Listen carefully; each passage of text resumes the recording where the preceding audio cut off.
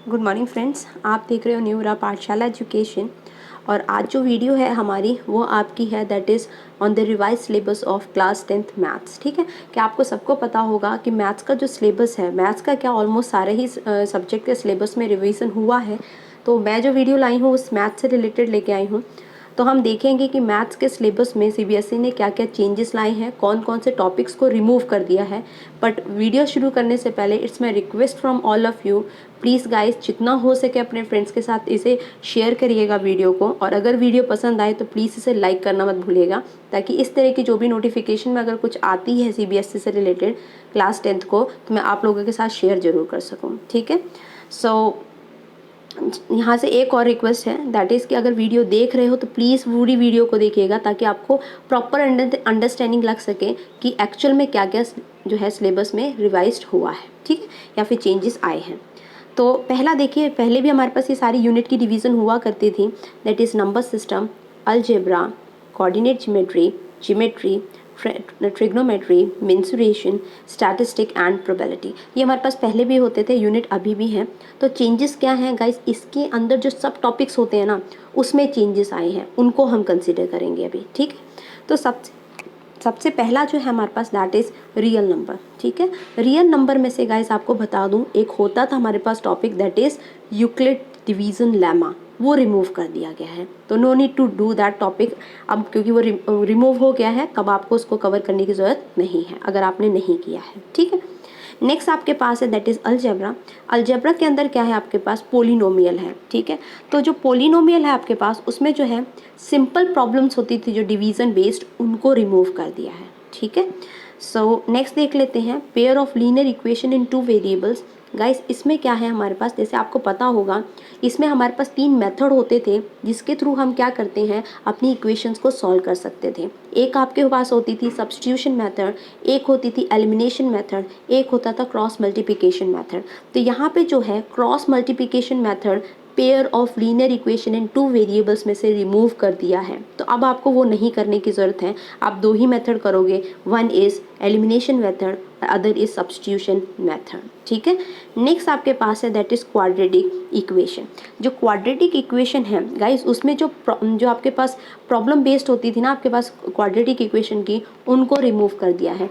Problem base का मतलब क्या आपको बता दूं, जैसे आप देखते थे कि जो बोट है वो डाउन स्ट्रीम में जा रही है इतना किलोमीटर, अप स्ट्रीम में जा रही है इतना किलोमीटर, हमें कंडीशंस दी जाती थी और हम क्या करते थे, उसका इक्वेशन बनाते थे। एंड आफ्टर दैट हम उसमें स्पीड को या फिर टाइम को, जो भी उसने निकालने को कहा है, हम वो कैलकुलेट करते थे। तो वही चीज़ क्या है, रिमूव कर दी गई है। अब उसके बेस पे, मतलब कि आपको प्रॉब्लम बेस पे क्वेश्चंस नहीं देखने को आएंगे। क्लियर हो गया, तब आपको ज़रूरत भी नहीं है वो करने की। नेक्स्ट आपके पास है that is arithmetic progression. Guys arithmetic progression में ऑलमोस्ट सिलेबस सेम है, बट चेंजेस क्या है दैट इज़ एप्लीकेशन जो बेस्ड क्वेश्चन आते थे ना अर्थमेटिक प्रोग्रेशन पे, वो रिमूव कर दिए हैं। अब वो नहीं वो पूछेंगे। क्लियर हो गया। सो नेक्स्ट इसके बाद है that is coordinate geometry.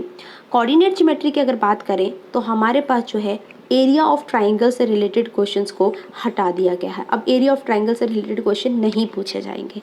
Next आपके पास है दैट इज़ ज्योमेट्री।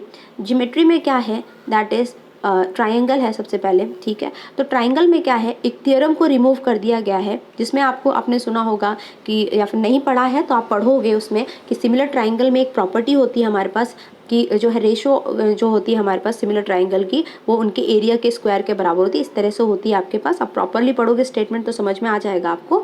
तो उसको क्या कर दिया है, रिमूव कर दिया है। क्लियर हो गया आपको, तो अब उसे भी आपको पढ़ने की ज़रूरत नहीं है। ठीक है, नेक्स्ट देख लेते हैं हमारे पास। नेक्स्ट आपके पास सर्कल। ठीक है, तो अगर हम सर्कल की बात करें तो सर्कल में क्या रिमूव किया गाइस, तो एज सच कोई चेंजेस नहीं है सर्कल में, तो आपको सोचना भी नहीं है कि कुछ चेंजेस किए गए हैं सर्कल में। सर्कल सेम है, ऑलमोस्ट सेम है। ठीक है, नेक्स्ट आपके पास है कंस्ट्रक्शन। अगर कंस्ट्रक्शन में बात करें तो हमारे पास जो है construction of triangle similar to the given triangle हुआ करता था, उसको रिमूव कर दिया गया है। क्लियर हो गया, अब आपको वो उस तरह के क्वेश्चन नहीं देखने को मिलेंगे। आप 1 से 2 बार वीडियो को देखिए और पॉइंट्स को प्लीज नोट डाउन कर लीजिएगा, ताकि आप क्या है उनको जब भी कर रहे हो, क्योंकि आपके पास बुक में तो है वो सिलेबस है ना, तो आप भूल ना जाओ, इसलिए आप बुक्स में बिल्कुल टिक मार्क कर सकते हो, ताकि बिल्कुल आपको भूले ना। ठीक है, नेक्स्ट आपके पास है दैट इज ट्रिग्नोमेट्री। तो जो है आपके पास ट्रिग्नोमेट्री में क्या है, जो कॉम्प्लीमेंट्री जो एंगल होते हैं उनके बेस के क्वेश्चंस को रिमूव कर दिया गया है। ठीक है, इसके बाद नेक्स्ट देख लेते हैं मेंसुरेशन। अगर मेंसुरेशन में बात करी जाए तो बेसिकली यहाँ पे क्या किया गया है, देखिए जो होता है ना, ये 60 डिग्री दिया है, 90 डिग्री के ही अब जो है जैसे सेंट्रल एंगल में आपके पास जो है 60 हो गया या फिर 90 हो गया, इसके बेस पे तो प्रॉब्लम पूछेंगे, लेकिन 120 भी पहले हुआ करता था, उसको अब रिमूव कर दिया गया है। क्लियर हो गया? पहले 120 डिग्री वाले भी क्वेश्चन आते थे आपके पास सेंट्रल एंगल में, बट अब वो क्या कर दिया है, रिमूव कर दिया गया है। तो आई होप ये समझ में आ गया होगा आपको, और अब आपको जो है 120 रिलेटेड क्वेश्चंस को नहीं करना है। क्लियर हो गया? नेक्स्ट आपके पास है that is surface area and volume. Surface area and volume की अगर हम बात करें तो यहाँ पे क्या है, देखिए जो आपके पास फ्रस्टम रिलेटेड क्वेश्चंस हुआ करते थे, कोन के बाद आपके पास आता है। अगर आप लोगों ने अभी नहीं पढ़ा है तो कोई प्रॉब्लम नहीं है, आपके लिए अच्छी है, अब आपने मेहनत भी नहीं करी, आप उसको रिमूव भी कर सकते हो। तो फ्रस्टम रिलेटेड क्वेश्चंस गाइज मैं पहले ही बता दूं, अब रिमूव हो गए हैं आपके सिलेबस से, तो अब आपको करने की भी ज़रूरत नहीं है। नेक्स्ट बात कर लेते हैं दैट इज़ स्टैटिस्टिक। ठीक है, तो स्टैटिस्टिक में अगर हम बात करें तो इसमें क्या है, स्टेप डिवीजन मेथड, और दूसरी बात क्या है, सॉरी जो आपके पास क्यूमुलेटिव फ्रीक्वेंसी वाले जो क्वेश्चंस थे उनको हटा दिया है, क्यूमुलेटिव फ्रीक्वेंसी टोटली रिमूव कर दी गई है। ठीक है, तो ये याद रख लेना है।